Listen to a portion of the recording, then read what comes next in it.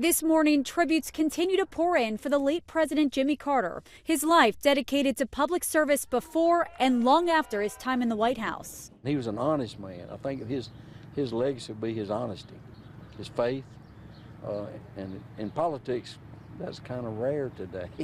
Mourners across the country paying their respects, from Atlanta outside the Carter Center to the United Nations. I would ask all in the chamber now to rise and join in a minute of silence in memory of President Jimmy Carter. And even on the floor of the New York Stock Exchange.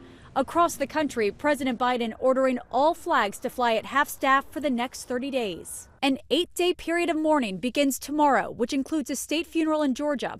President Carter's remains will lay in repose at the Carter Presidential Center, then flown to D.C. to lie in state at the U.S. Capitol, and end with a national memorial service in Washington, where President Biden will deliver his eulogy. I, Jimmy Carter, do solemnly swear. Jimmy Carter took the oath of office in January 1977. His critics will argue that his presidency had mixed reviews with challenges at home and abroad.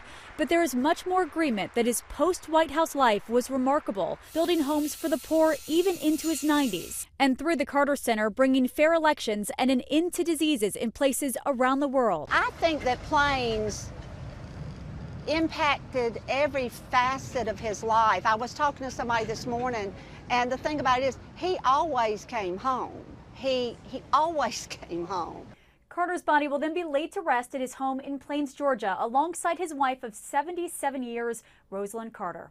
Nicole D'Antonio, ABC News, Washington.